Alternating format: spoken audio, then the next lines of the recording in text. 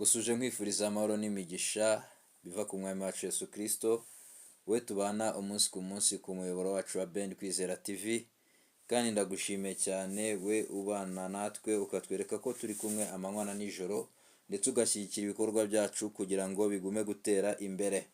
Cyo nagukangurira niba utarakanda kuri subscribe ntugende utahakoze, kugira ngo ibiganiro byacu by'iyobokamana bijye bikugeraho uko tubishyizeho, tugume gufashanya kubaka ubwami bwa Kristo kugira ngo tuzasoze uru rugendo amahoro. Tugarutse mu kiganiro cya Gospel Talk, aho tuje kubanyuriramo amwe mu mateka ndetse n'ibitangaza byaranze umukozi w'Imana cyangwa umuhanuzi Daniel. Twese tuzi muri Bibiliya ufite amateka, waranzwe n'amateka atangaje kandi waranzwe cyane no guhamya umwami wacu Yesu Kristo biruta ibyo abandi bantu bashobora ndetse n'ibyo batekereza muri iyi minsi igoye cyane. Reka twifashishe umurongo wa Daniel ibice bitatu, umurongo wa 16, twumve uko avuga.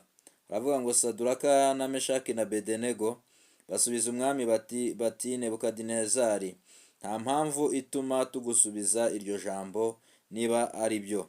Imana yacu dukorera ibasha kudukiza mu itanura ry'umuriro ugurumana, kandi izadukiza ubu kuboko kwawe Nyagasani.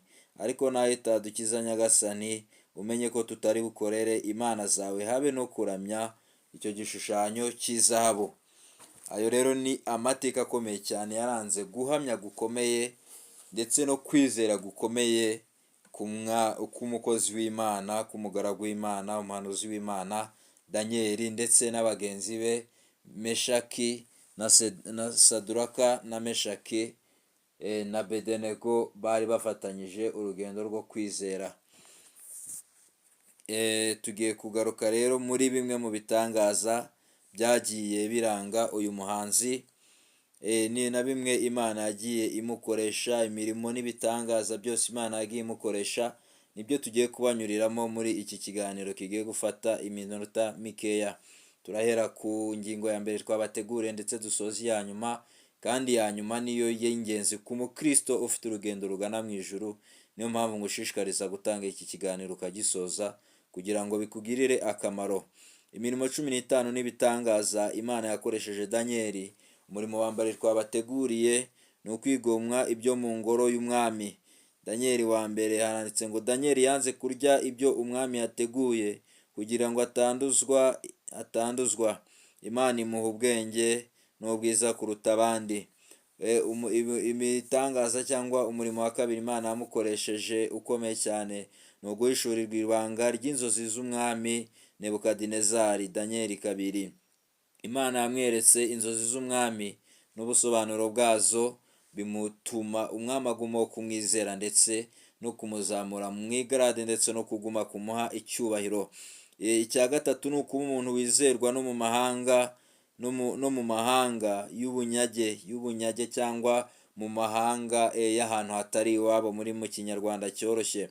Nubwo yari mu banyamahanga ari umunyagano, yakomeje kuba indakemwa cyangwa indahemuka mu mico no mu myifatire ku Mana. Yagumye guhamya Imana, aguma kwishimangira, ntiyagira ikintu kimuhindura nubwo ubuzima bwari bubi ndetse bugoye, ariko Daniel yagumye guhamya Imana, abindahemuka ku Mana ndetse aguma kuba inkoramutima y'Imana. Ikintu cya kane ni ugushyirwa mu myanya y'ubuyobozi bukomeye.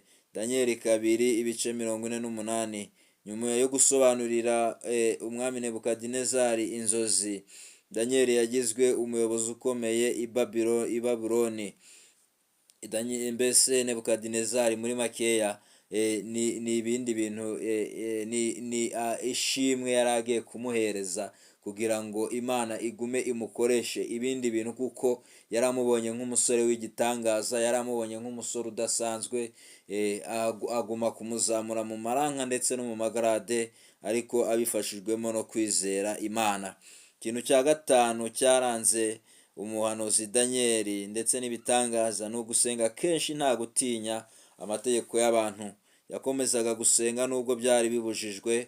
Ntago Daniel yigeze acika intege. Hari abantu bacika intege, abandi bakabivamo, abandi bakabigira urwitwazo, kuko ngo ibi byakuweho, ibi ngibi bitakyemewe, abantu bakabura gusenga kuko insengero ngo zafunzwe, ngo abantu ngo babuze aho basengera. Ariko ndagira ngo nkubwire ngo mwene data, gusenga kenshi nta gutinya amategeko y'abantu ni ibintu bifasha umukristo gukomera mu buryo bw'umwuka. Nubwo insengero zifunze ariko hari urufunguye, kora urugendo ujyeyo wigomwe izo mbaraga ndetse n'uwo mwanya, kuko n'ubundi ni Nyagasani ubigena, ariko ugume kubana n'Imana mu buryo bwo gusenga, ube nk'umugaragu w'Imana Daniel, ukomeze gusenga nubwo bigoye, nubwo bimeze nabi, ariko ugome kubana n'Imana. Ikintu cya gatandatu ni ukurindwa mu rwobo rw'intare. Daniel 6, Imana yamurinze, intare ntizigera zimukoraho ubwo babajugunyaga mu rwobo rw'intare ngo zibarye, ariko Imana ibakorera igitangaza gikomeye, bose bavamo ari bazima. Icya karindwi ni ukwigishwa ubwenge n'umuco w'Imana mu bantu batarayimenya cyangwa mu bantu batayimenye. Ni ukuvuga ngo Daniel yahinduriye abantu benshi uburyo batekerezaga ku Mana, ahindurira abantu intekerezo, afasha abantu, abigisha ubwenge n'umuco by'Imana, abantu barushaho kumenya Imana ndetse no kuyikunda, barayikorera ndetse baguma no kuyikiranukira cyane.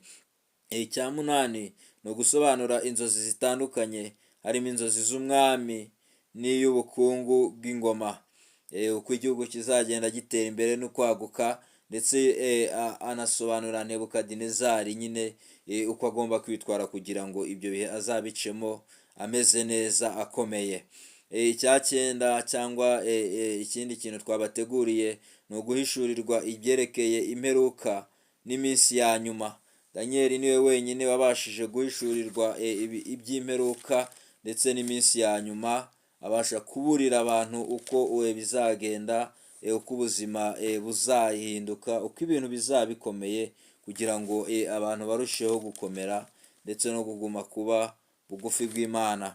12 haranditse ngo za nyamaswa zindi zinyagwa ubutware bwazo, ariko zirekerwa ubugingo bwazo kugira ngo zimare igihe zategetswe kumara.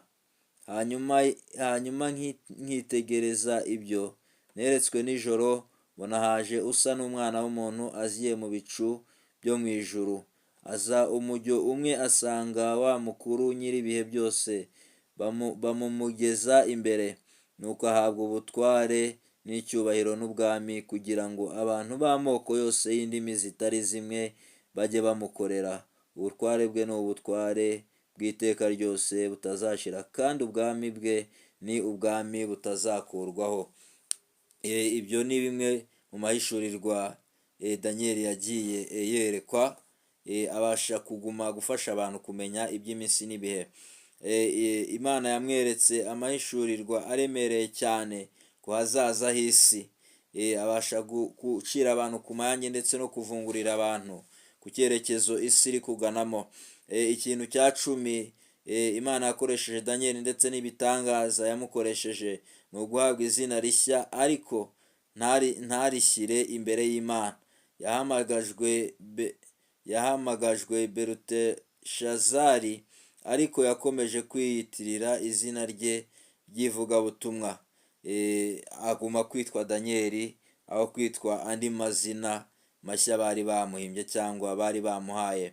Cya 11 twerekeza ku musozo, ni ukubana n'abatari abizera ariko ntibimuhindure, mbese akabana n'abanyabyaha, akabana n'abantu batemera imico y'iwabo, akabana n'abantu batemera Imana, ariko ntibimukure ku mwami, ntibimugaragazeho ikizinga ndetse n'umugayo ku Mana, ntabashe kwisanisha nabo, ahubwo Daniel yagumaga kubana nabo ndetse akaguma kubahishurira Imana yamenye, kubera ko yari mu banyabubasha b'ibihugu, ariko yihamirizaga Imana ye. Daniel we yagumaga guhamya Imana ye uko byari bimeze kose.